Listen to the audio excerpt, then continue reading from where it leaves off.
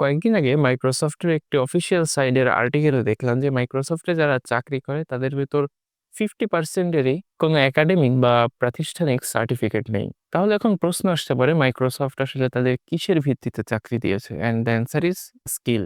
বর্তমান মডার্ন দুনিয়ায় স্কিল এমন একটি জিনিস যা আপনাকে সফলতার নিশ্চয়তা দিতে পারে।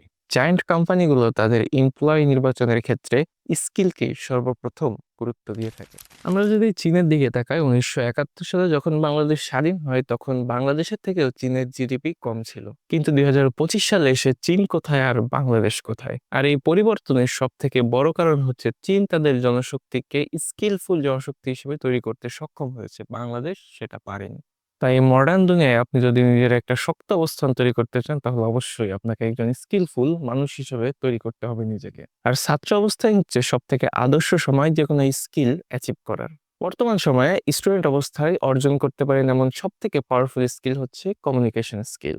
একমাত্র কথার জাদুই হচ্ছে এমন জাদু যা দিয়ে পুরো পৃথিবীকে নিয়ন্ত্রণ করা যায়। পাশাপাশি বিভিন্ন আইটি স্কিল, কম্পিউটার লার্নিং ইত্যাদি স্কিলও রয়েছে যেগুলো আপনি স্টুডেন্ট অবস্থায় অর্জন করতে পারেন। আরেকটা জিনিস মনে রাখবেন যে স্কিল হচ্ছে এমন একটা জিনিস যা কখনো বৃথা যায় না।